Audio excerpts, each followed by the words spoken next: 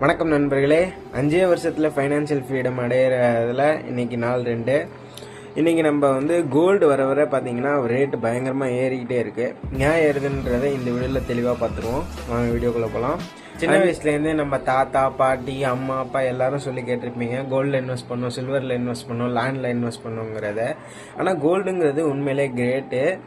நான் கோல்டில் ஏன் வர வர இவ்வளோ ரேட்டு ஏறிட்டு இருக்குன்னா, கோல்டு நம்மள மாதிரி சின்ன சின்ன ஆளுங்க வாங்குறதுனால அது ரேட் ஏறாது.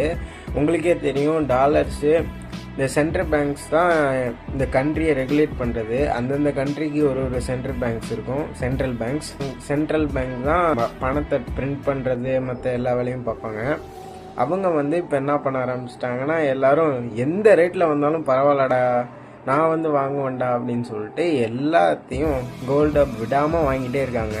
முக்கியமாக சைனா இது எவ்ரி மந்த் அவங்க 850 kg கோல்டு வாங்குறாங்க. போன வருஷம் நம்ம கண்ட்ரி இந்தியா 50 kg கோல்டு வாங்கியிருக்கு. 15% அப் ஆயிருக்கு கோல்டு போன வருஷம். அந்த கரண்ட் ரேட்டை பார்த்தீங்கன்னா 1,60,000 இருக்குது கோல்டு.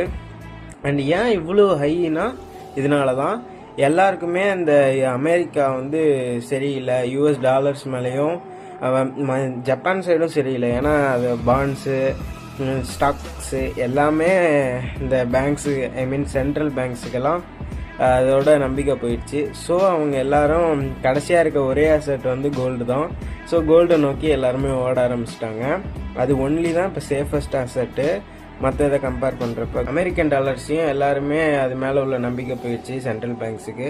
அதே மாதிரி மற்ற ஸ்டாக்ஸு, பாண்ட்ஸு எல்லாமே பயங்கரமாக பெர்ஃபார்மன்ஸ் ரொம்ப வாலட்டைல் ஆகிறதுனால எப்போ வேணாலும் எது வேணாலும் ஆகலாம். ஸோ அவங்க முன்னைய உஷாராகி கோல்டில் இப்போ பயங்கரமாக வாங்க ஆரம்பிச்சிட்டாங்க. எவ்ரி மந்த் சைனா 850 kg வாங்கிட்டு இருக்காங்க. ஸோ இந்த மாதிரி சென்ட்ரல் பேங்க்ஸ் வாங்கிட்டே இருக்கிறதுனால தான் கோல்டு ரேட் இவ்வளோ ஹையாக இருக்குது. இந்த இன்ஃபர்மேஷன் உங்களுக்கு பிடிச்சிருந்தா மறக்காமல் லைக் பண்ணுங்கள். உங்கள் கமெண்டில் உங்கள் டவுட்ஸ் கேளுங்க. பை நண்பா.